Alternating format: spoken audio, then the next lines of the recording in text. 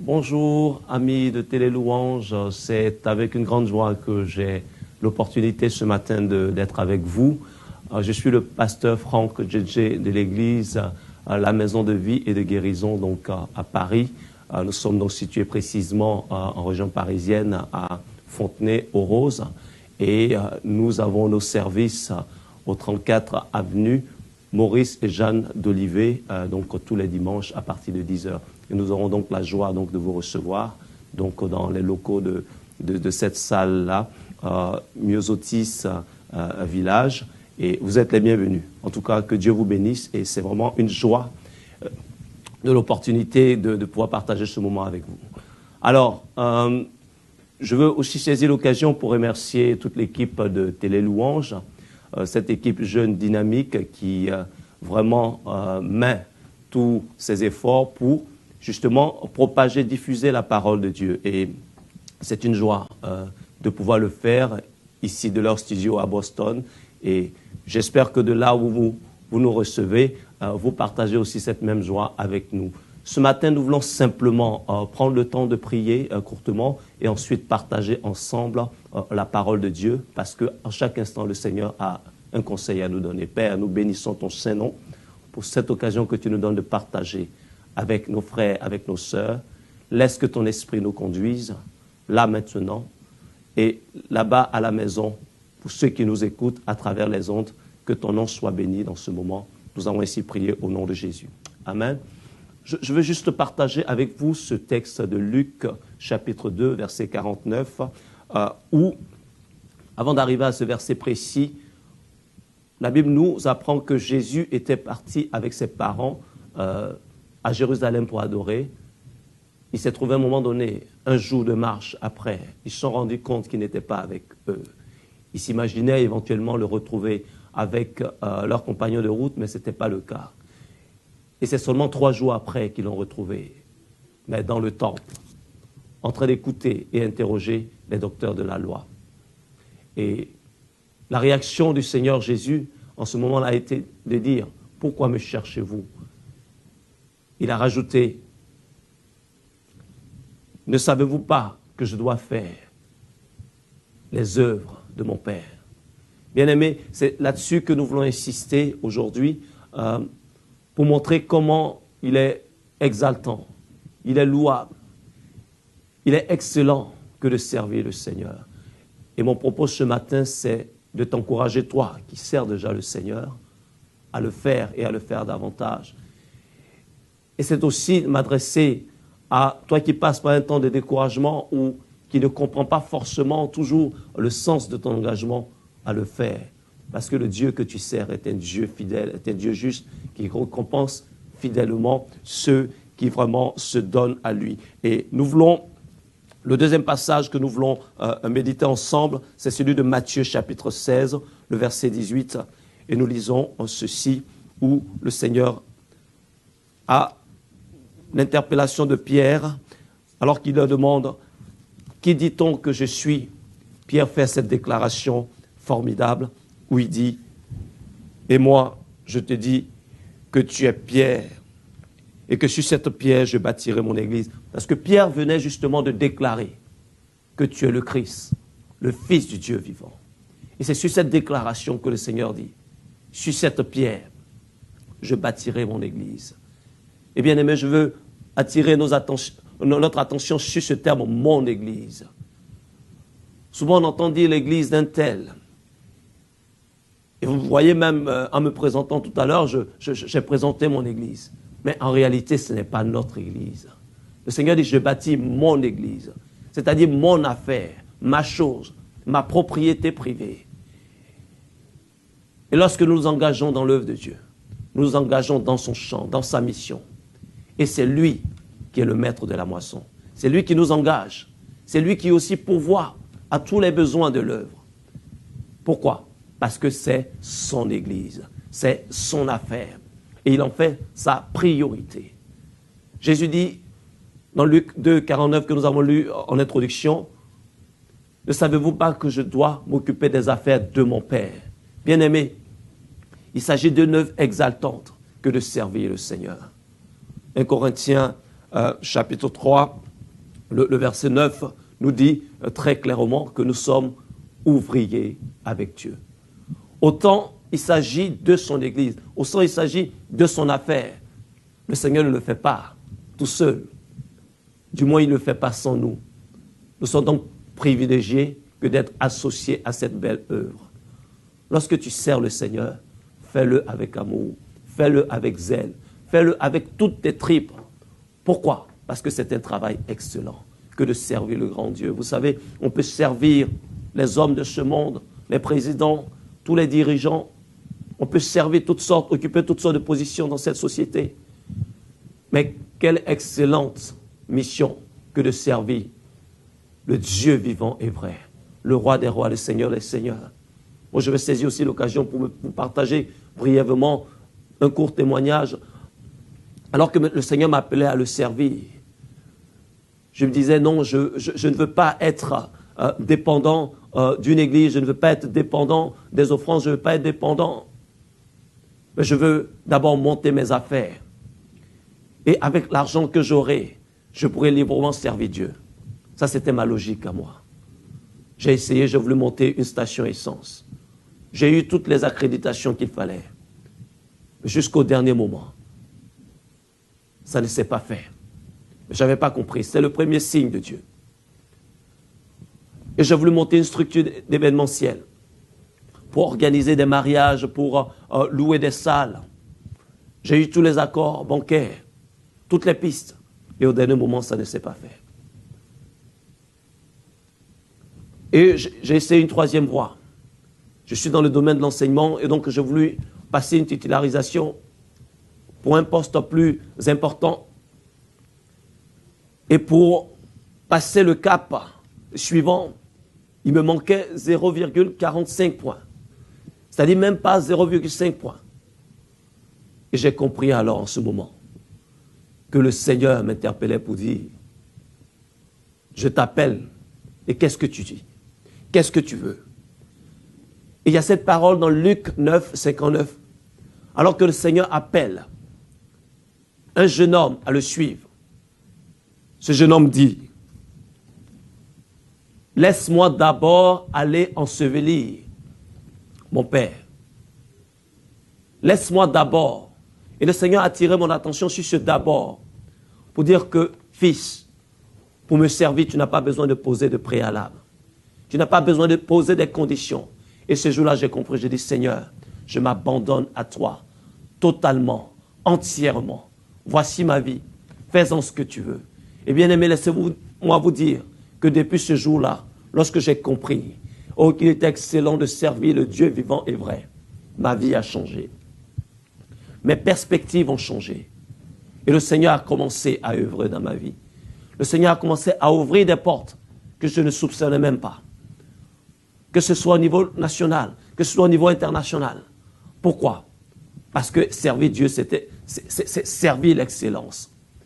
Servir Dieu, c'est servir celui qui est au-dessus de toutes choses. Et c'est ce que je veux partager avec vous ce matin. La Bible dit, dans 1 Corinthiens 3, verset 9, nous sommes ouvriers avec Dieu. Et le verset 10 et 11, la parole nous exhorte, puisque nous sommes ouvriers avec Dieu, de prendre garde à la manière dont nous servons le Seigneur. Certains ont posé le fondement. Paul dit, comme un sage architecte, j'ai posé le fondement. Mais que chacun prenne garde à la manière dont il bâtit. Nous pouvons bâtir avec de l'or. Nous pouvons bâtir avec des pierres précieuses. Nous pouvons bâtir avec du bois. Nous pouvons bâtir avec du chaume. Mais bien aimés, nous servons un Dieu d'excellence. Et lorsque nous le servons, faisons-le avec excellence. Ne soyons pas de ceux qui négligeons les choses de Dieu. Ne soyons pas de ceux qui se contentent de l'à peu près. Si tu peux utiliser l'or que Dieu a mis dans ta main, fais-le pour la gloire de son nom. Parce que notre Dieu mérite l'excellence. Quoi que tu sois, quoi que tu fasses, quel que soit le domaine dans lequel tu es investi, fais-le avec joie. Fais-le avec dévouement total et complet. Parce que le Dieu que tu sers est un Dieu qui est fidèle. Alléluia. Il a dit, je bâtis mon église. Bien-aimés, bien souvent, lorsqu'on ne comprend pas ces choses, on peut passer à côté de notre vocation. Vous savez, Élie, le sacrificateur, dans Samuel, Dieu lui avait fait une promesse d'établir sa maison et sa descendance sur le peuple d'Israël. De sorte que, dans sa descendance, il ne manquerait pas de personnes qui ne soient appelées à la sacrificature. Mais la Bible nous apprend, dans ce passage de Samuel 2, verset 30, comment est-ce que par la négligence d'Élie, qui n'a pas eu le courage de réprimander ses enfants, qui se comportaient de façon déréglée, de façon désordonnée dans la maison de Dieu, comment est-ce que Élie, finalement, a été rejeté? Non seulement lui, il a été rejeté, mais aussi ses enfants et toute sa descendance. Bien-aimé, je veux te dire ce matin, à cet instant même, si tu ne considères pas l'importance de cet appel que tu as reçu, tu peux passer à côté. Et ce n'est pas le plan de Dieu pour toi. Considère l'excellence de cet appel que tu as reçu.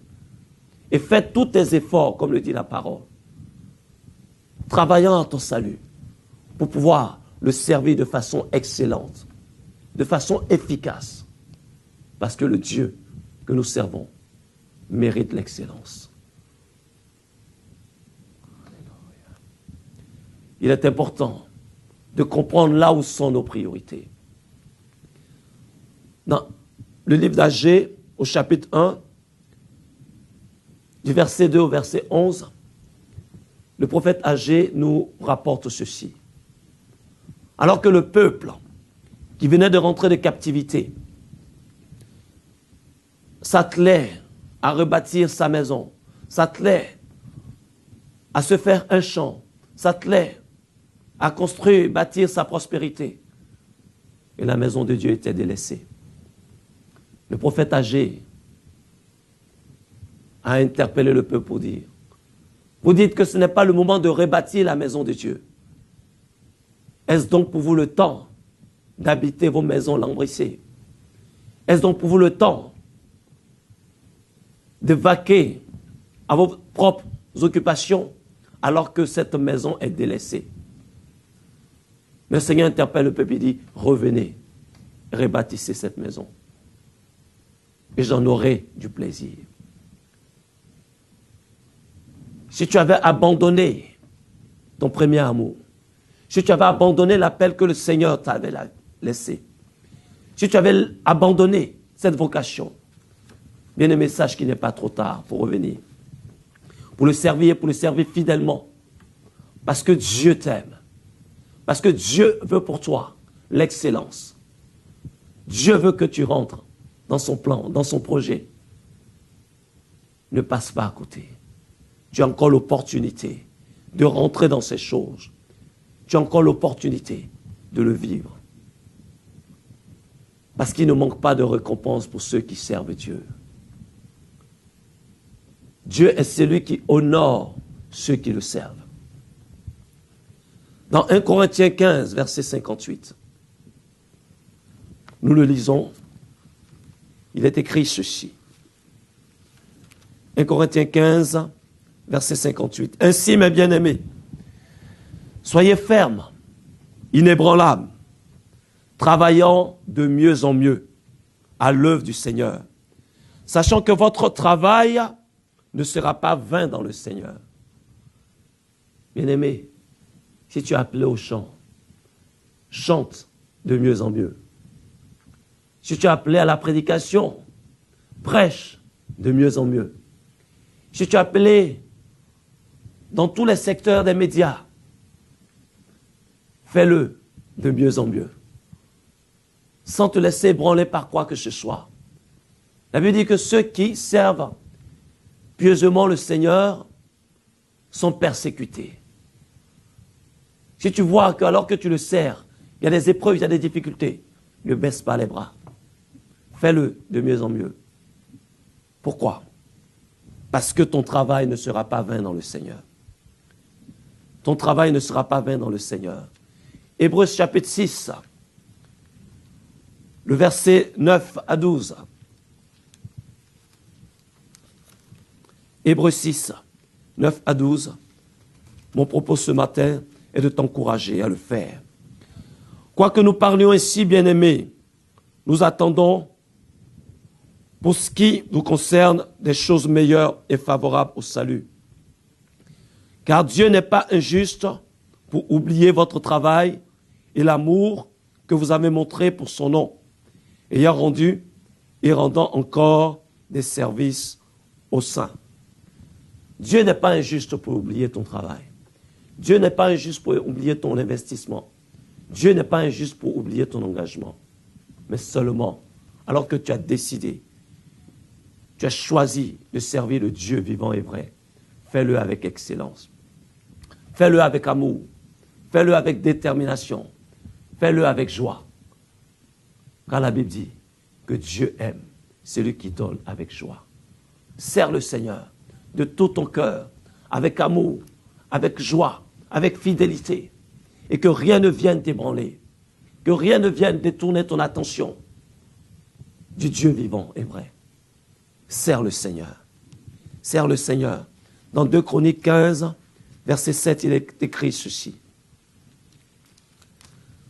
Alléluia, le Seigneur est le rémunérateur de ceux qui le cherchent. 2 Chroniques 15, verset 7. Vous donc, fortifiez-vous et ne laissez pas vos mains s'affaiblir, car il y aura un salaire pour vos œuvres. Je vais te dire ce matin qu'il y aura un salaire pour ton travail dans le Seigneur. Prends au sérieux les choses de Dieu. Prends à cœur alors que tu le sers et ne te laisse pas décourager. Parce qu'il est avec toi. La Bible dit, dans Matthieu 28, à partir du verset 18, « Voici, je suis avec vous tous les jours, jusqu'à la fin du monde. » Alors que tu le sers, il est avec toi pour t'encourager, pour t'accompagner, pour te conduire, pour te diriger en toutes choses, pour que tu ne manques de rien. Sois fidèle jusqu'à la fin et tu auras la couronne de vie. Que Dieu vous bénisse, que la grâce et la paix de Dieu soient sur vous et sers le Seigneur fidèlement. Que la grâce et la paix de Dieu soient sur toute l'équipe de Télé Louange et pour tout le travail qu'ils accomplissent dans la francophonie et au-delà pour diffuser l'Évangile.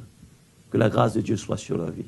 Et toi, retiens ta couronne afin que personne ne la vole, afin que personne ne vole ta récompense. Que Dieu vous bénisse. Père, je prie que ta grâce se repose sur chaque frère, sur chaque sœur qui a entendu ce message et que chacun se sente encouragé, se sente honoré, se sente privilégié de te servir. Car tu es celui qui est le rémunérateur de ceux qui te cherchent. Nous te bénissons, Père, au nom précieux du Seigneur Jésus. Nous avons ici prié. Amen. Que Dieu vous bénisse et à très bientôt sur les ondes de Télé Louange.